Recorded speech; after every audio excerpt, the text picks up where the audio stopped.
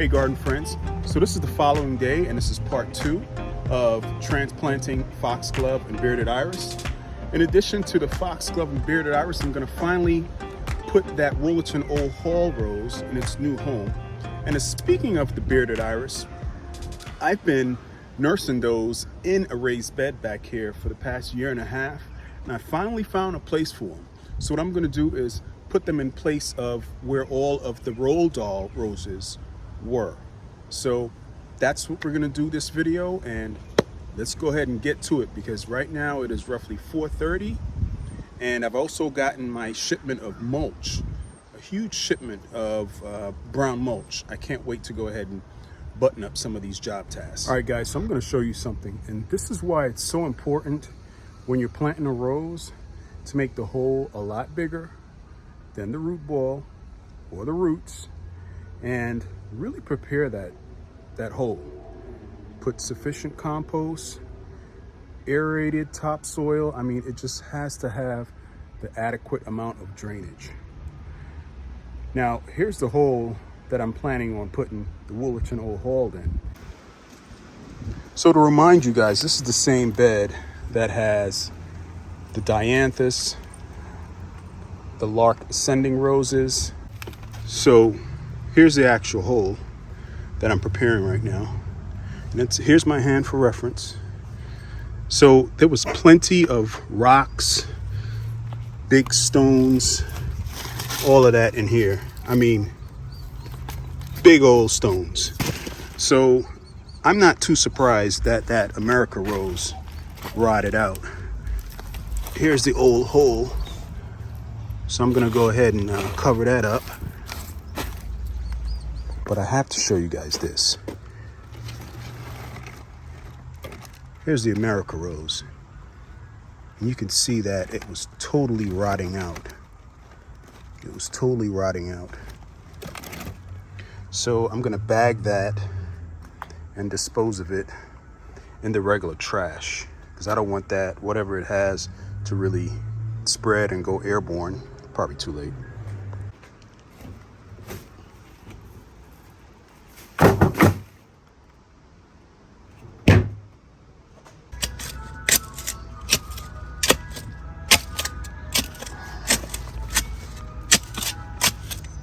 Make sure there's some native soil mixed in there so the roots aren't too shy to branching out.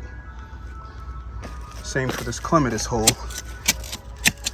Now with this clematis, I've actually added extra compost and biotone, because clematis really need a very nutritious hole to spread their roots out into.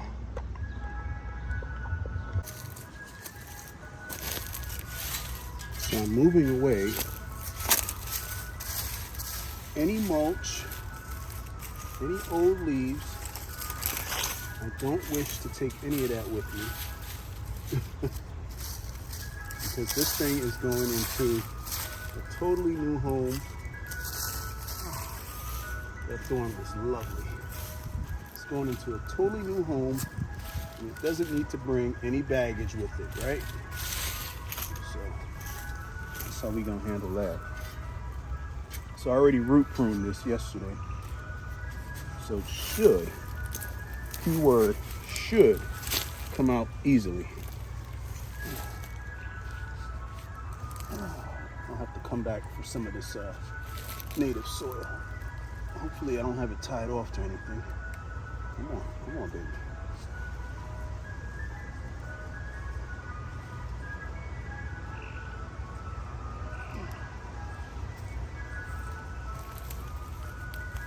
There we go. Look at that. Look at that. All right. Now we're just going to follow up with a nice deep watering. And I was sure to put a little bowl, kind of like a reservoir, to catch that water.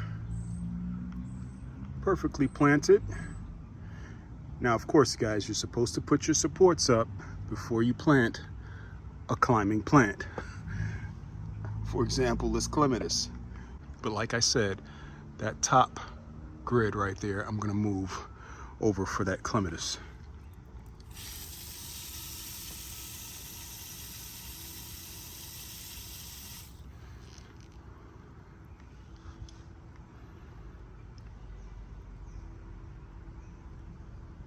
I think the reason that America Rose rotted out over the winter was because it just didn't have enough drainage. You know, this bed has always been full of rocks and clay, so you know, it sits in water. So I'm looking at the drainage time for this right here, for this hole, and it seems to be sufficient. So I added plenty of compost, which is the mistake I made when I planted the America Rose. So I'm just gonna keep watering it, giving it a chance to drain, and then water this clematis. I need to make a little bowl here for this clematis. A little divot around the plant so that the water can seep in.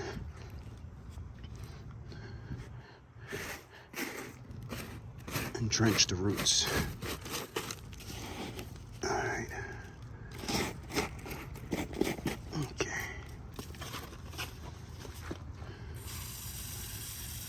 And just water it slowly. Take your time. It's its first water since being planted. Just take your time. Make sure that water has a good chance to soak in. Nice and slow. All right, so this little corner is buttoned up, fully mulched. Spray this again, just for shits and giggles, and saturate that root zone.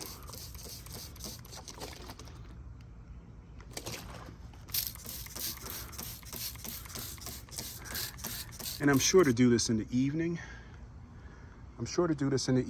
Because the sun is at its lowest, right? And we don't want to burn the leaves. All right, moving on to the next task. All right, so it's starting to get a little dark. Take a look at these beautiful daffodils. Some are on their way out, but anyway. It's where I have this Avita arbor right here. Check out that variegated leafed iris. Isn't that pretty?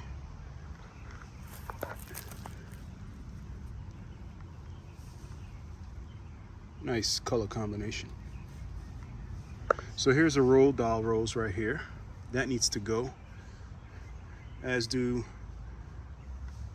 that. Well, actually you got two roses right here. One of these I think is a Dr. Huey stock, because it's strictly a red rose, and I don't remember planting any red roses here. You see how all the fallen leaves from the holly tree, it makes this look really dry, and it's just not a good look. So I'm keeping this James Galway rose in this bed, despite my frustrations with the acidity level, and this New Dawn right here. So I'm going to keep both of those climbing roses here in this bed and just apply lime and soil sweeteners to kind of keep the acidity level at a reasonable level to keep those roses going. New Dawn should be pretty aggressive. Over here is a Shropshire Lad rose. I since given it a prune for the spring.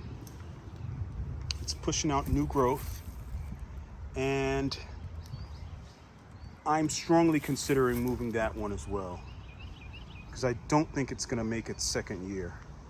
And lastly, here's another rolled doll rose that needs to get moved as well. So in all the gaps, I'm gonna go ahead and put more iris. As you can see, I have a couple clumps of German bearded iris, right? And well, disregard this daffodil that somehow made its way in this raised bed. I'm not sure. It might have been a squirrel or something. But I have several bearded irises that are in this raised bed.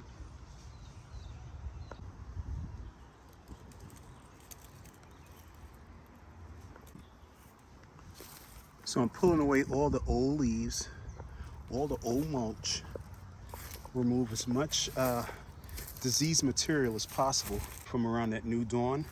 And the reason you do this because you don't want to carry over old leaves, which carry, you know, past years' diseases and viruses, and you know, you want a clean bed. Anytime you have a rose bed, you want it to be cleaned thoroughly at the beginning of every season.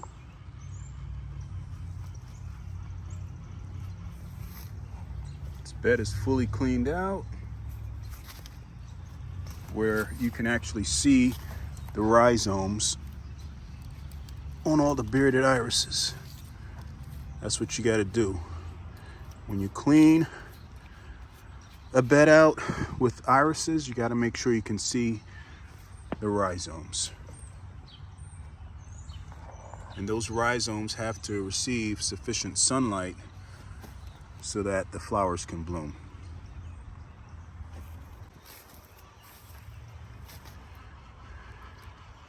And like I said earlier, these holly trees are shedding their leaves in the spring, which is really inconvenient for the gardener, but that's what they do. And that's when all your roses are starting to push growth and eventually flower. So this is not a good growing condition for roses. But nonetheless, I'm going to go ahead and populate this area with bearded iris.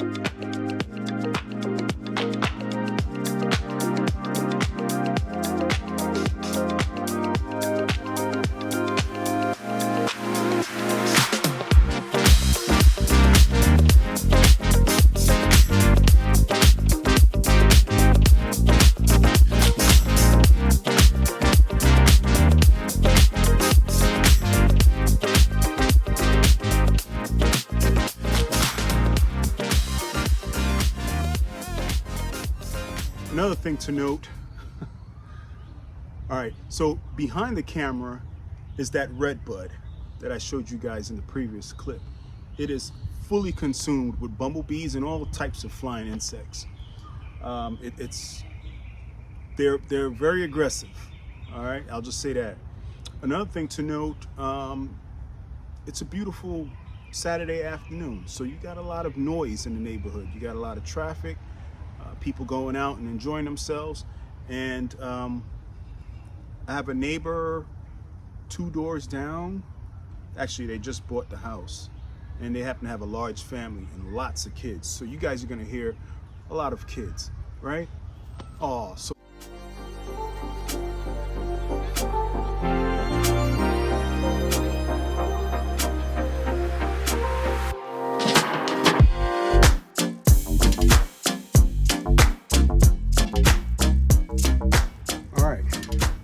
So I've got a mix of cow manure, compost,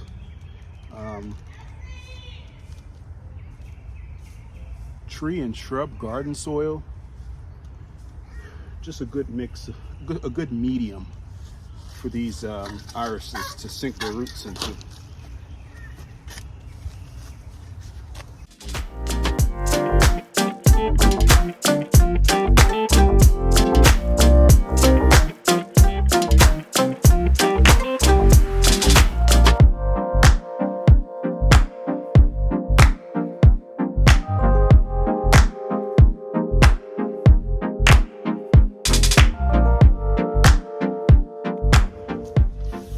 So I've blended this mixture really well. Now I'm going to top dress the bed and fill in the holes from where I took out the roses. And we're going to go ahead and finally transplant these bearded iris.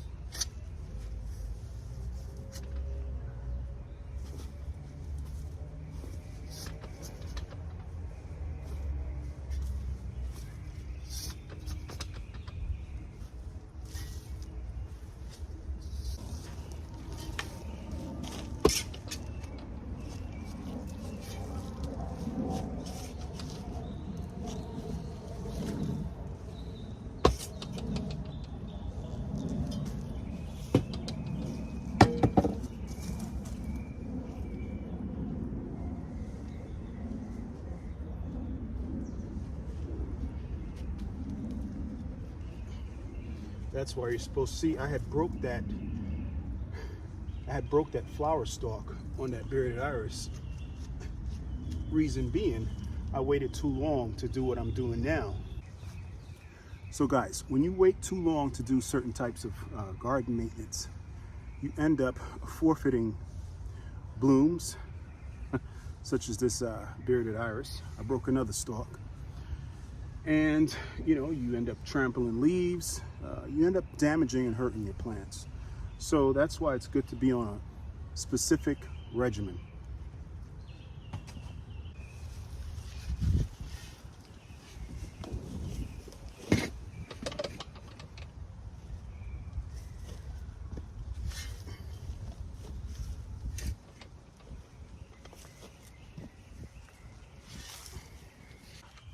So this right here is the new dawn. Make sure I dress all around the root zone of this new plant. This is its second season. Actually, last year I planted it in the summertime. So this is its first full year in the ground. I already fertilized it and defoliated as much as I could.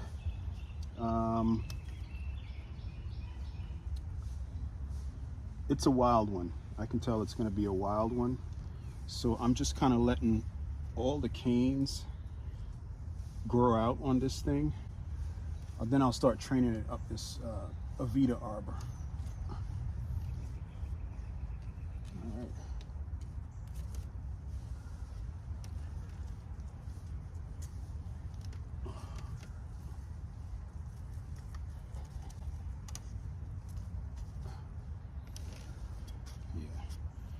All right, so this bed is pretty much top dressed, right?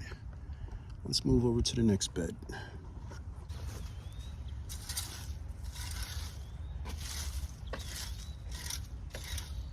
Mind you, I already did this last week. So this is one of the reasons why this bed is one of the last beds to get cleaned, because of the environment, right? I've got these holly trees up above, and they tend to lose their leaves in the springtime. So it makes no sense for me to go ahead and do what I'm doing right now, because in a few weeks it'll be filled with holly leaves all over again. But for the sake of getting garden tasks done, because I have roses in this bed, I gotta do it. I gotta do it right now.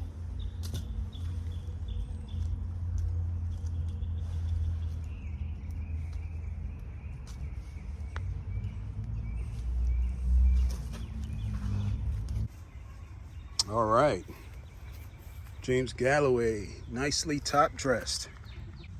And notice how I kind of made a bowl around that root flare, because that's not supposed to be buried with soil or mulch. You gotta let these plants breathe, and you gotta know your zone.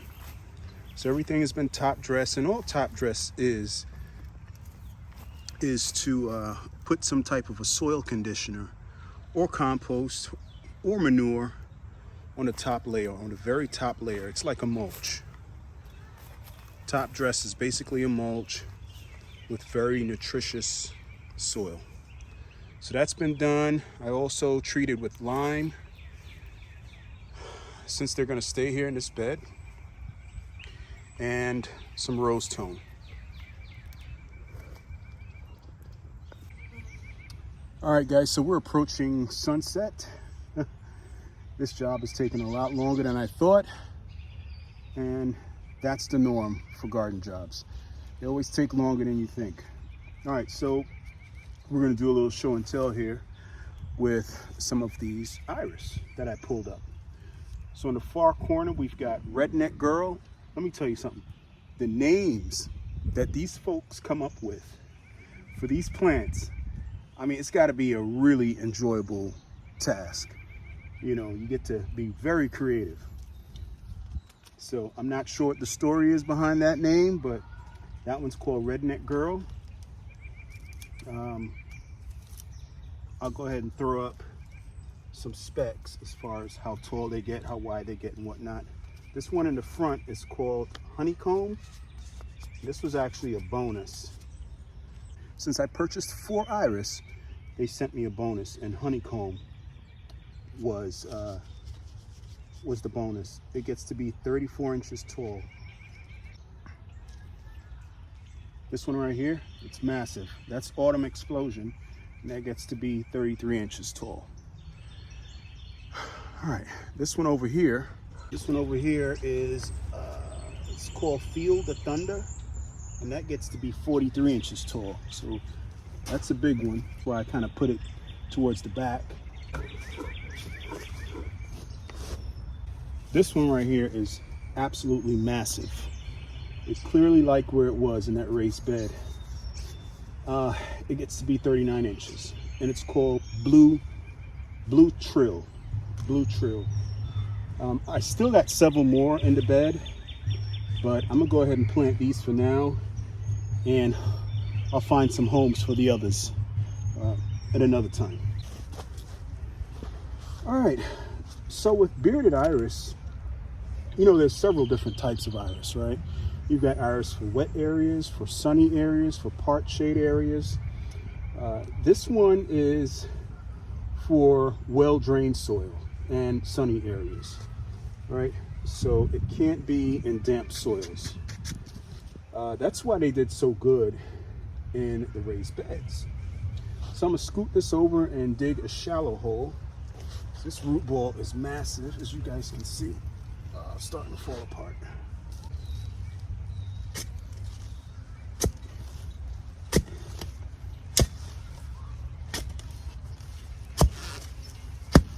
Seem to be hitting something right here. It might be a root. And what I'm gonna do is I'm gonna put some biotone in this hole just to kind of help this iris. But first, we're gonna stick it in the hole to see if this hole is a sufficient depth, right? One thing with iris, especially bearded iris, you don't want to plant them deep. You want to make sure that this rhizome, see this right here? Let's get you guys in a little closer.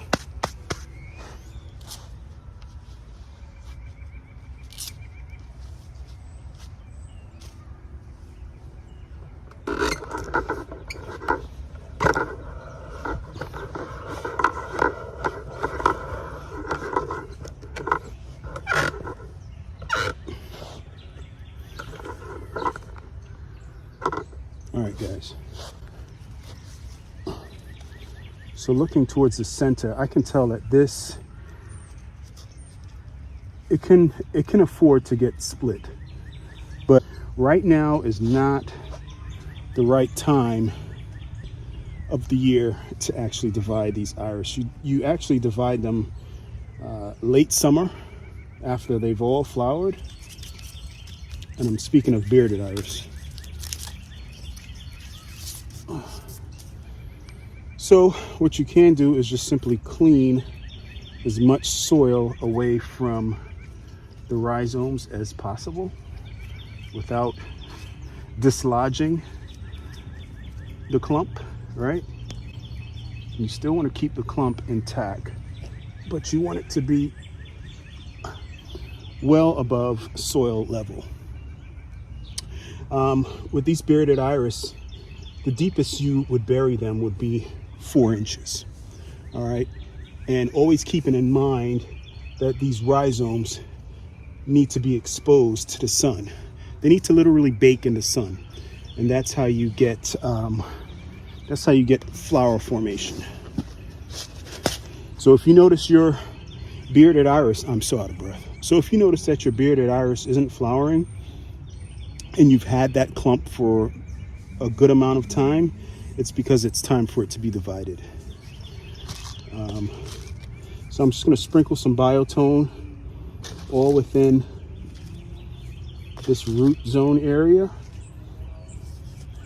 and then nestle it in, and then pack soil around it. And in time, this will settle. All right. But when in doubt with bearded iris, you want to make sure that you slightly mound the plant so that the rhizome can breathe properly and receive sufficient amount of sunlight. All right. So I'll pull you guys in a second here. So this right here is blue trill, T-R-I-L-L.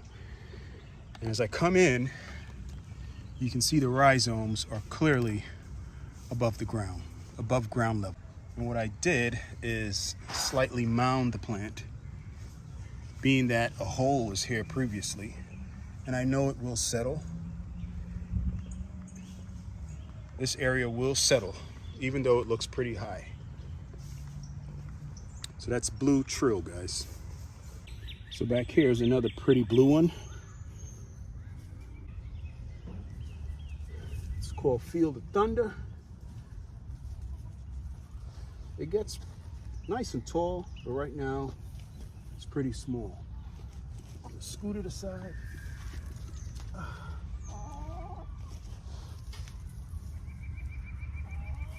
That root zone was impressive. That's how they were able to get overwintered and do so well. So I'm gonna dig a little hole here.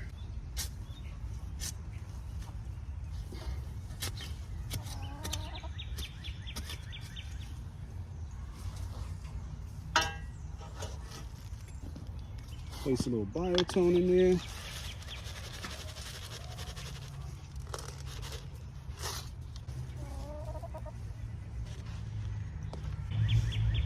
And make sure that rhizome is facing south,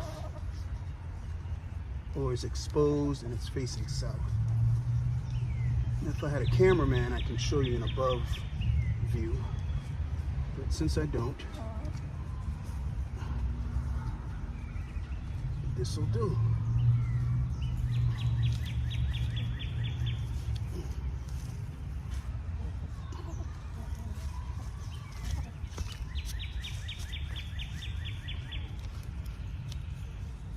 Make sure that rhizome is exposed.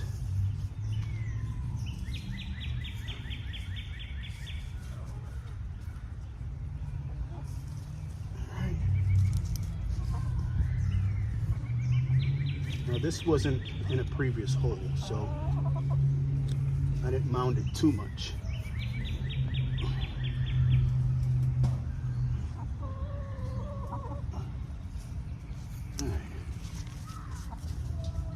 Once this gets watered in, it'll start rooting in pretty quickly.